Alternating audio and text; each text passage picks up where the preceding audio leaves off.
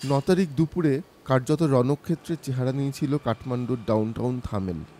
জ্বালিয়ে দেওয়া হয়েছিল থানা, একের পর এক গাড়ি পুড়িয়ে দেওয়া হয়েছিল, এখনও রাস্তার ধারে যা পড়ে আছে।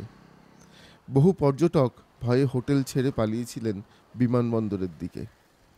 সেই ঘটনার পরিপ্রেক্ষিতে কার্যত জনশূন্য হয়ে গেছিল থামেল।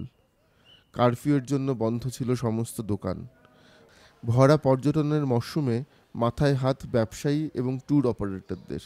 নেপালের জিডিপির প্রায় 7% আসে এই পর্যটন শিল্প থেকে। नेपाल का सबसे बड़ी आपके टूरिज्म बिजनेस है, लार्जेस्ट इंडस्ट्री भी है इसमें। इतना लोग का आपके जो नेपाली का इन्वेस्ट भी है इसमें, थोड़ा बहुत इफेक्ट तो हो रहा है इसमें था, क्योंकि फॉरेनर लोग था न्यूज़ देख के आ रहा है ना, उस हिसाब से इफेक्ट हो रहा है। 20% পর্যটক কমে গেছে বলে মনে করছেন স্থানীয় ব্যবসায়ীরা। তাদের ভয়ে আগামী দিনে যারা নেপালে আসার জন্য টিকিট কেটে রেখেছিলেন তারাও বুকিং বাতিল করে দেবেন, এমনটা ঘটতে শুরুও করেছে। नुकसान तो थोड़ा बहुत हुआ, जैसे अब बंद हो गया तो मेरा तो नुकसान है। लगभग आप समझिए कि 20% जितना घटा हुआ है। मतलब आदमी डर गया, अचानक जो हुआ ना, ये इसीलिए आदमी डर चुका है। डरने के बाद तो थोड़ा घटेगा। তবে আশার কথা, গত কয়েকদিন নতুন করে সহিংসতার ঘটনা না ঘটায় ধীরে ধীরে খুলছে দোকান। পর্যটকের সংখ্যাও আগের চেয়ে বাড়ছে। তবে সম্পূর্ণ স্বাভাবিক অবস্থায় ফিরতে এখনও বেশ কয়েকদিন সময় লাগবে বলেই মনে করছেন ব্যবসায়ীরা।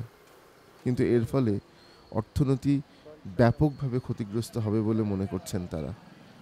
অন্তর্বর্তী সরকারের প্রধানের কাছে তাদের দাবি, স্বাভাবিক অবস্থা যত দ্রুত সম্ভব ফিরিয়ে আনা হোক। অন্তর্বর্তী সরকারের প্রধান হিসেবে শপথ গ্রহণ করেছেন সুশীলা কার্কি, আর তারপরেই উঠে গেছে কারফিউ। ক্রমশ স্বাভাবিক হচ্ছে কাঠমান্ডুর এই ডাউনটাউন থামেল। তবে যত পর্যটক আসার কথা ছিল তত পর্যটক এখনও এসে পৌঁছননি। এখানকার স্থানীয় ব্যবসায়ীরা একটাই আবেদন করছেন গোটা দুনিয়ার কাছে, সকলে আবার ফিরে আসুন নেপালে। ক্যামেরায় রউফের সঙ্গে আমি সমন্তক, DW, নেপাল।